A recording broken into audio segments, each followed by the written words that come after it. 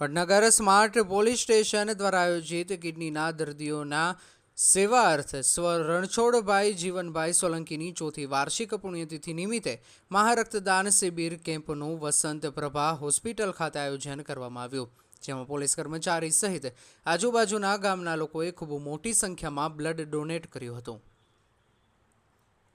આ પ્રસંગે મહિલાઓએ પણ રક્તદાન કરી ઉત્તમ ઉદાહરણ પૂરું પાડ્યું। Vadnagar smart police station PI વાણિયાના પૂરા પરિવારે પણ રક્તદાન કર્યું, જેમાં પીઆઈ વાણિયાએ 12મી વખત રક્તદાન કર્યું અને તેમના દીકરા અમન વાણિયાએ ચોથી વખત બ્લડ ડોનેટ કર્યું, તેમજ પીઆઈ વાણિયાના ધર્મપત્ની સ્મિતાબેને પણ 10મી વખત બ્લડ ડોનેટ કરી એક ઉત્તમ ઉદાહરણ પૂરું પાડ્યું। આવી જ રીતે પીઆઈ વાણિયાના માર્ગદર્શન નીચે 6 વખતથી બ્લડ કેમ્પનું આયોજન કરવામાં આવે છે।